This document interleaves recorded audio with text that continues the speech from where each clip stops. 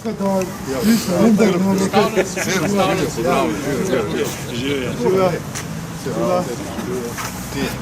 niso noči, ja. Spet je noči. Ja, pred nami. Ampak takrat je baje cel tur reflektor. Ja, seveda. Hej, kaj smo? Zdravljen. Žuja.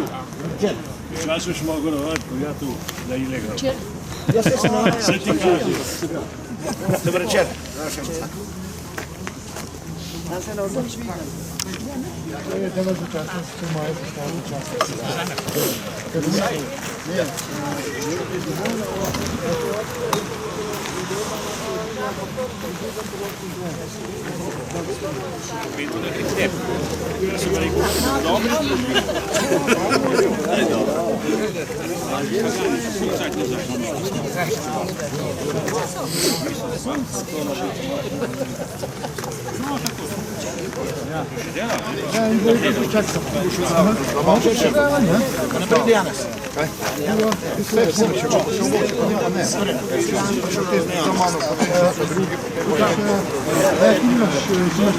Jaz rokovice vam lahko jih tudi posadam, ko bo če tvoj. Ne, drugo. Ne, že tu praviš pa je mres.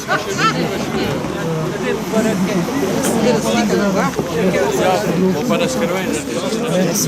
Na manici moram še pozdraviti. Večer. Vaše to skrbil tu sam. Je 2 metra.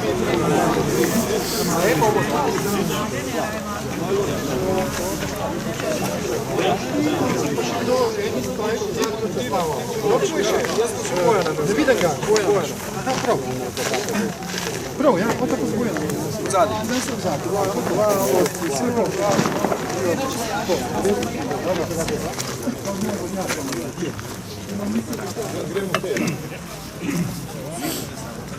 Na desno.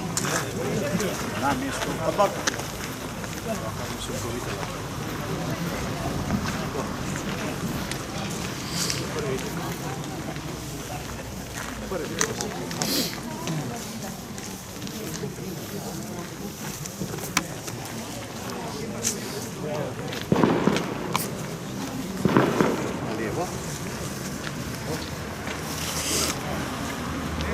No, hit.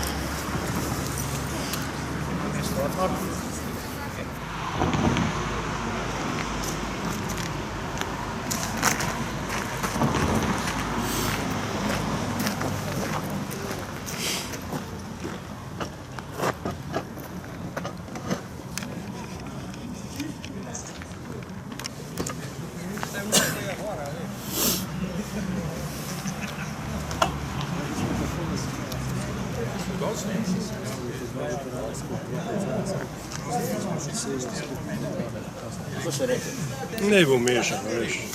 Tudi na pol zgleda.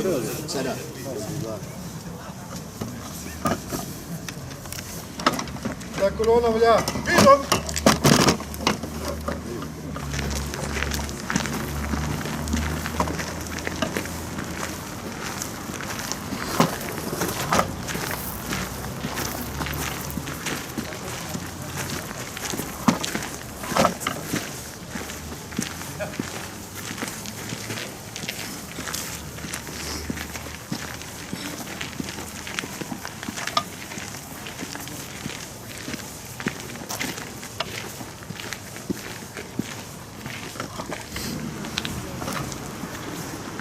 Desni krilo.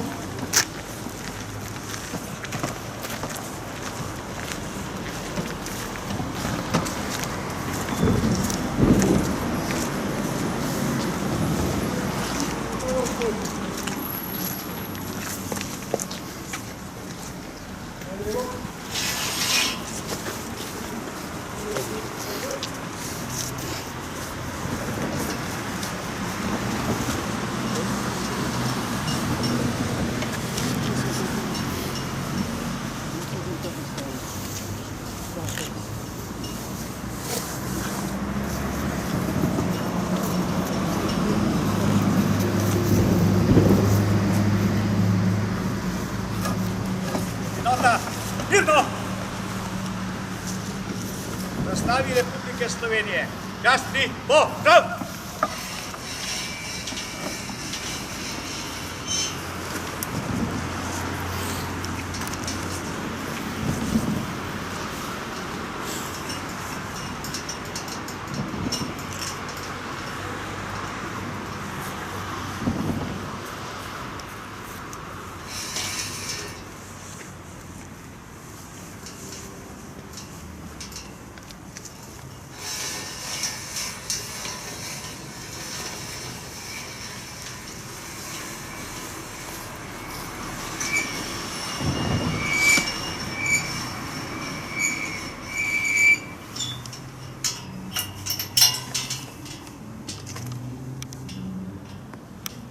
Mir, no!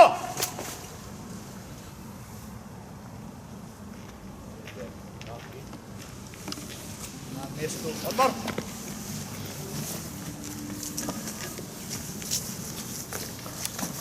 Pa je prišel čas za glas iz teme. No, mislim, da smo enkrat že imeli temo, zato smo navajeni. Je pa res, da tudi med našo vojno tudi bila tema običajno po noči, a ne? Zato se ne smemo preveč škodovati temu. Slovenci imamo, ne bomo rekli v genih, ampak eno tako davno, dolgo, tisočletno željo imeti svojo državo. Spomnimo se Karantanije in naših prednikov, ki so želeli imeti svojo državo. Imeli so že neko obliko, samo do končne realizacije ni prišlo. Potem se spomnimo na naše očete, stare očete, ki so se bojevali v vrstah Avstro-Ogrske vojske. Tudi to je bila takrat naša domovina.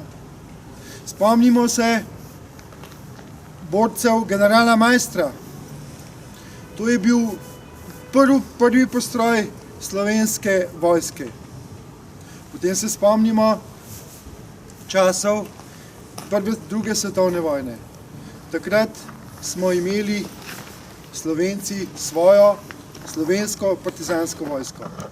Res, da je bila ta pred koncem vojne razformirana, oziroma so bili njihovi voditelji premeščeni, ampak imeli smo svojo vojsko.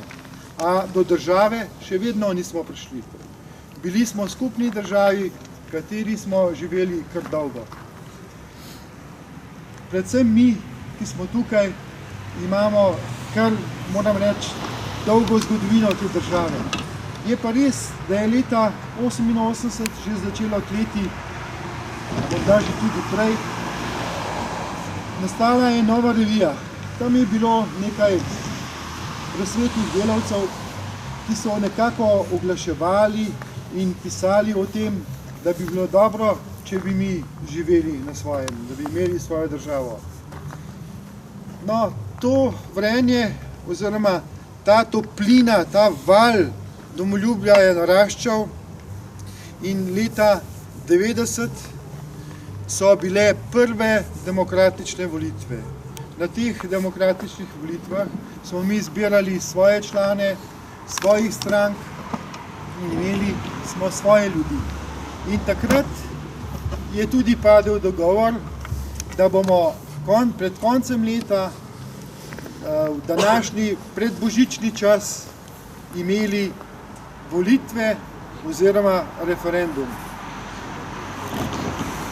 Ta referendum je nedvomno izjemno uspel. Pokazali smo izjemno enotnost. Žal take ne uspemo za sedaj nikdar več. Je pa res, da mora biti, verjetno moramo imeti Slovenci izziv, da storimo to. Mogoče imamo premalo ciljev, mogoče smo premalo ogroženi, kajti prepričan sem, da v takih situacijah bi zopet stopili skupaj. Že leta 90, 17. maja, je prišel ukaz na naše območje štabe teritorialne obrambe po Sloveniji. Na vseh štabih so dobili direktivo, da morajo orožje, ki ga čuvajo v svojih prostorih, premestiti v vojaške prostore oziroma v vojašnice, v skladišče vojašnic. zaradi tega, ker bo tam na varnem. Jasno, večini je že bilo jasno, da nekaj ni v redu. Zato se je tudi zgodilo, da 16 štabov teritorialne obrambe, ki so bili mogoče malo bolj ozaveščeni kot ostali, niso popolnoma nobenega orožja predali v skladišča JLA. No, pri nas na Domžalah se je zgodilo nekaj vmes. Del je bilo predanega, morda tudi zaradi tega, ker smo v bližini, neposredno v bližini Ljubljane, del pa smo ga obdržali. To s tem časom, ko je bilo odzeto orožje, se je v vrstah teritorialne obrambe in pa takratne milice porodila ideja, da je treba nekako priti do orožja. In osnovala se je skupina manevrske strukture narodne zaščite.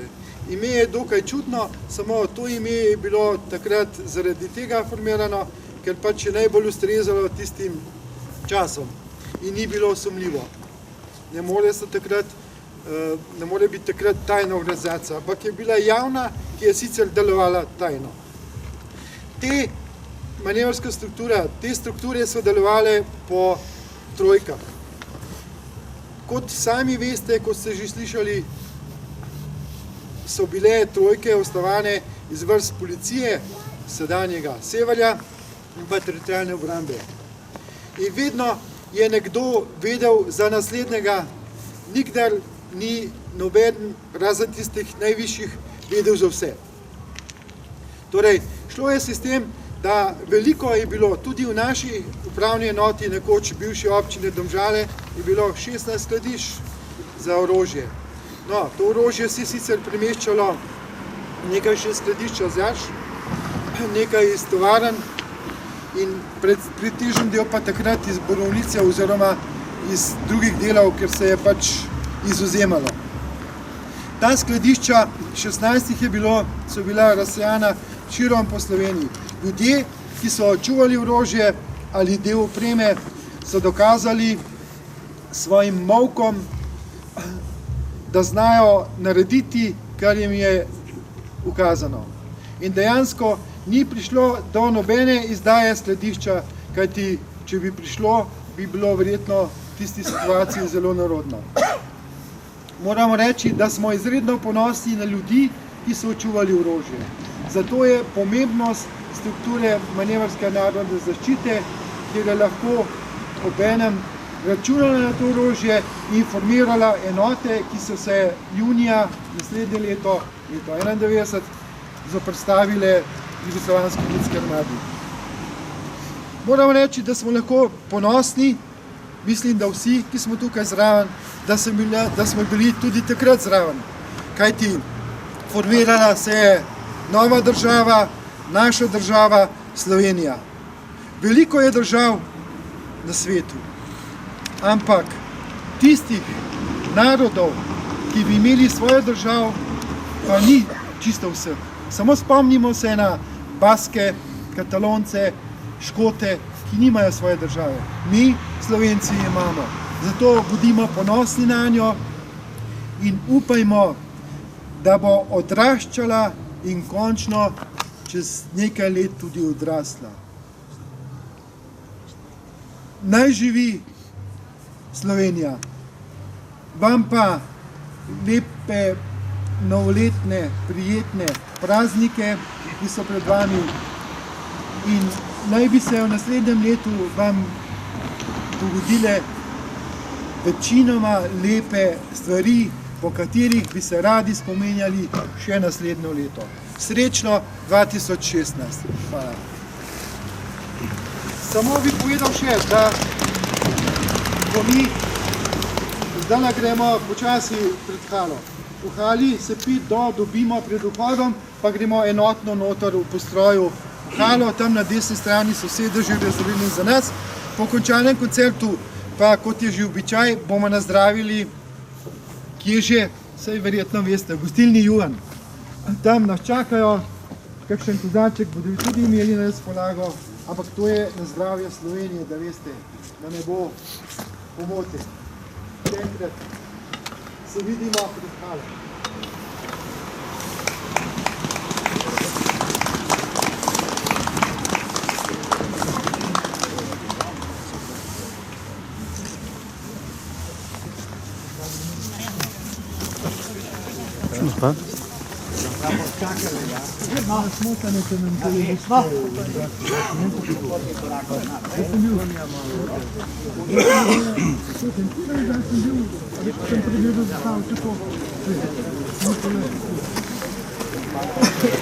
No.